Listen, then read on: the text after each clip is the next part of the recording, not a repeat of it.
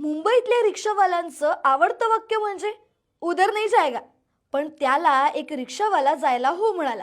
पण त्या रिक्षावाल्याने त्याच्याकडून 13 किलोमीटरच्या प्रवासाचं भाडं घेतलं, चक्क 90,000 रुपये. त्याचं झालं असं, पंजाबहून जॉबसाठी मुंबईत आलेला अमूल्य शर्मा 10 एप्रिलच्या पहाटे 5च्या सुमारास वांद्र्याहून अंधेरीला जायला निघाला. आता वांद्रे ते अंधेरी या साधारण 12-13 किलोमीटरच्या प्रवासासाठी रिक्षावाल्याने त्याला 1,500 रुपये भाडं सांगितलं. पण अमूल्याने इतकं भाडं द्यायला नकार दिला. तरीही तो रिक्षावाला हुज्जत घालायला लागल्यामुळे तो ती रक्कम द्यायला तयार झाला.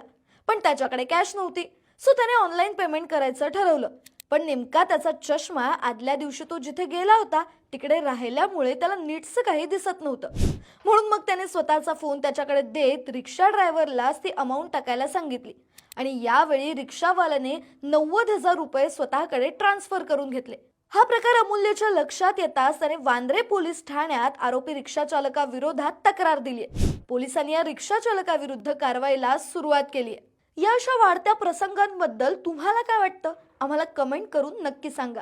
असेच इंटरेस्टिंग रील्स पाहण्यासाठी गाजावाजाला नक्की फॉलो करा.